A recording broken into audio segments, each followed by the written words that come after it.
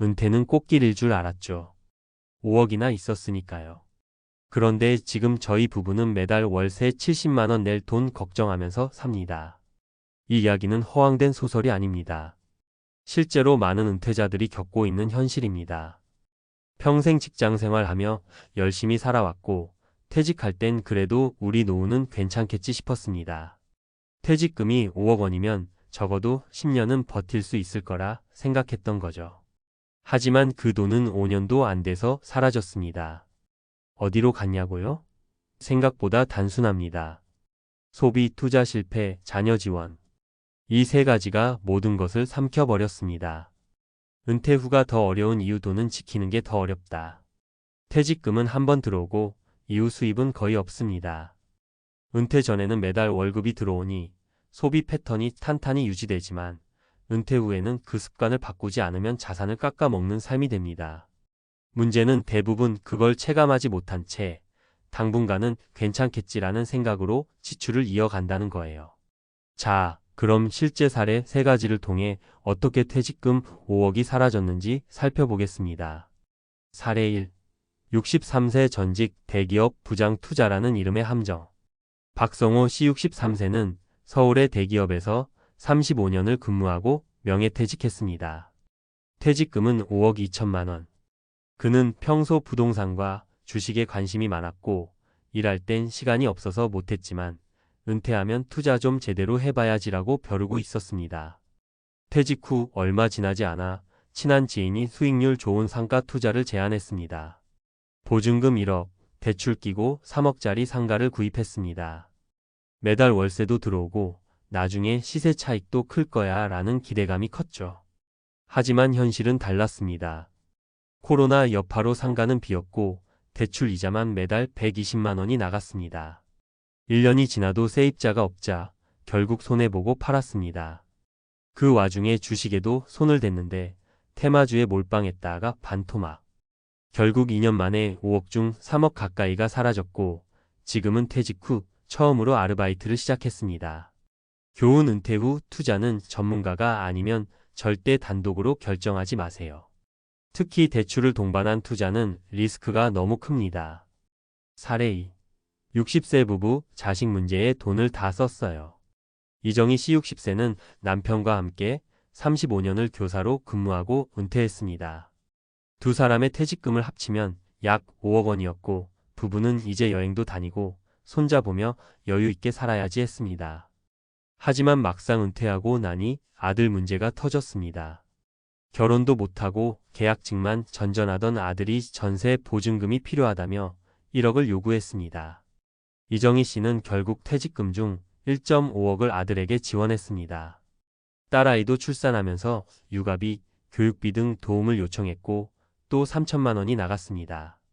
그렇게 2억 가까운 돈이 빠져나간 지 3년, 부부는 예상보다 훨씬 빨리 생활비에 쪼들리게 됐습니다. 특히 건강보험료, 병원비, 차량 유지비 등 고정 지출이 예상보다 컸죠. 지금은 자녀에게 도와달라는 말도 못하고 보증금 없는 월세로 이사했습니다. 교훈: 자녀 지원은 정서적 당위가 아니라 재정적 현실을 먼저 따져야 합니다. 퇴직금은 여러분의 마지막 자산입니다. 본인을 위한 방어벽이 먼저입니다. 사례 3. 62세 자영업자, 은퇴 소비 습관 못 버려서. 김재훈 씨 62세는 식당을 20년 넘게 운영하다 건강 문제로 가게를 접고 은퇴했습니다. 퇴직금 성격의 개인 적립금과 부동산 처분 대금 등을 포함해 손에 쥔 돈은 약 5억 원. 그는 그동안 못했던 여행, 자동차 구입, 고급 가전 구매 등으로 은퇴 1년 차에만 1억 가까이 소비했습니다. 문제는 소비 습관이 은퇴 후에도 그대로 유지됐다는 겁니다. 예전처럼 매달 수입이 들어오는 게 아닌데도 외식 선물 명절 지출 등은 줄지 않았고 3년 만에 통장 잔액은 8천만 원으로 줄었습니다. 건강 악화로 병원비가 매달 5,070만 원씩 들면서 생활은 더 빠듯해졌고 현재는 차도 팔고 작은 오피스텔로 이사했습니다. 교훈: 은퇴 후 가장 먼저 바꿔야 할 것은 소비 습관입니다. 소득이 줄었다면 지출도 반드시 줄여야 합니다. 고정비부터 점검하세요. 은퇴 후 퇴직금 관리 5계명. 이 사례들을 통해 우리가 얻을 수 있는 핵심 교훈은 다음과 같습니다. 퇴직금은 수익이 아니라 생존 자산이다. 이 돈으로 평생 살아야 합니다. 쉽게 쓸 수 있는 돈이 아닙니다. 자녀보다 당신의 노후가 우선입니다. 지원은 최소화하고 자녀와도 경제적으로 독립적인 관계를 유지하세요. 투자보다 지출 통제가 먼저입니다. 소비를 줄이지 않으면 어떤 투자도 무의미합니다. 수익형 자산은 반드시 위험을 따져야 합니다. 고정수익, 월세, 시세 차익 등은 불확실성이 동반된다는 걸 잊지 마세요. 은퇴 설계는 감정이 아닌 숫자로 접근하세요. 구체적인 월 생활비, 예상 의료비, 보험료를 미리 계산해보고 설계해야 합니다. 마무리하며 퇴직금 5억이면 평생 편하게 살 줄 알았던 분들이 지금은 월세 방에서 고정 지출에 허덕이고 있습니다. 그 누구도 처음엔 그렇게 될 줄 몰랐습니다. 문제는 계획 없이 쓰기 시작하는 순간 돈은 물처럼 빠져나간다는 겁니다.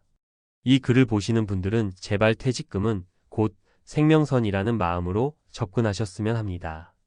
은퇴 후엔 돈을 모으는 시대가 아니라 지키는 시대로 들어섭니다.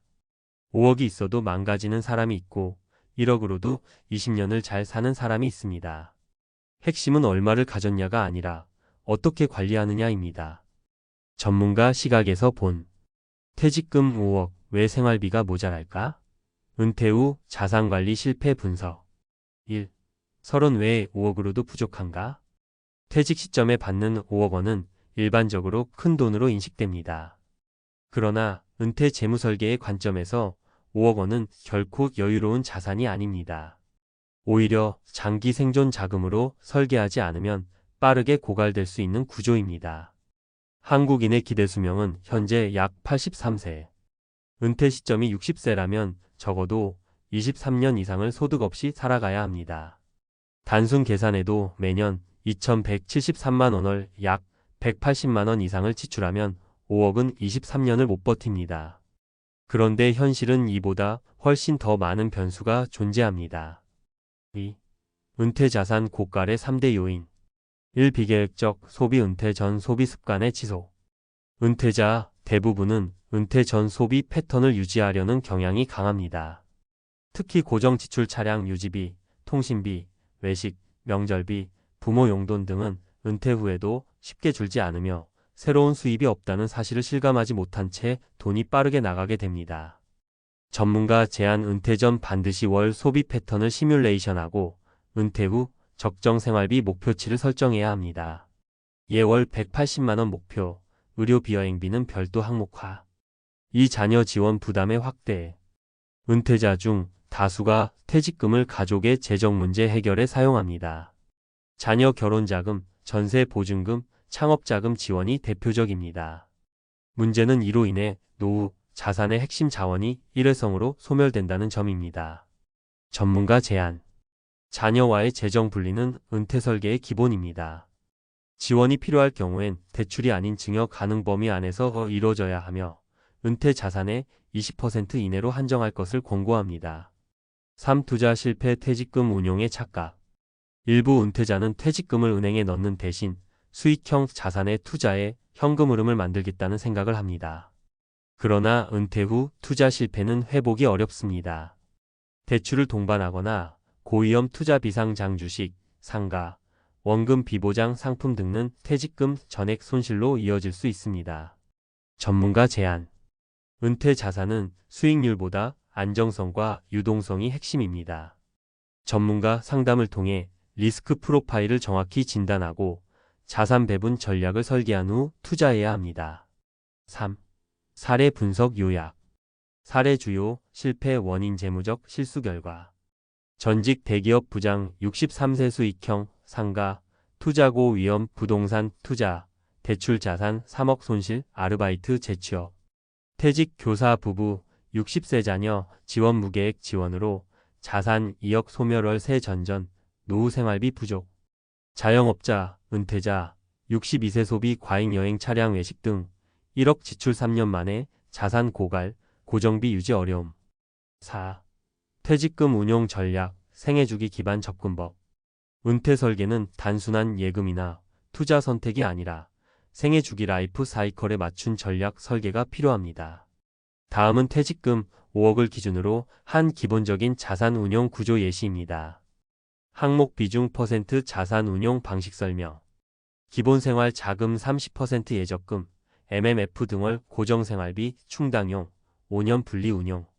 의료비비상금 10% CMA, 단기책 권형 갑작스러운 질병의료 지출 대비. 중기생활 안정자산 30% 안정형, 채권원 합평펀드 510년 내 사용 예정, 낮은 변동성. 장기투자 자산 20% 배당주, 리츠, 글로벌 ETF 현금 흐름 장기 보전 목적. 여가자녀 지원 10% 필요시, 인출 반드시, 상한선 설정 필요. 5. 결론 은퇴 후엔 버는 법보다 지키는 법이 중요하다. 퇴직금은 단 한 번 들어오는 인생 최대의 목돈입니다. 이 돈을 어떻게 쓰고 얼마나 지켜내느냐에 따라 여생의 안정과 위기가 갈립니다. 단기적인 위안 소비, 자녀 지원, 무계획 투자은 순간적 만족을 줄 수는 있어도 장기적 생존을 보장하지는 않습니다. 전문가들은 한 목소리로 말합니다.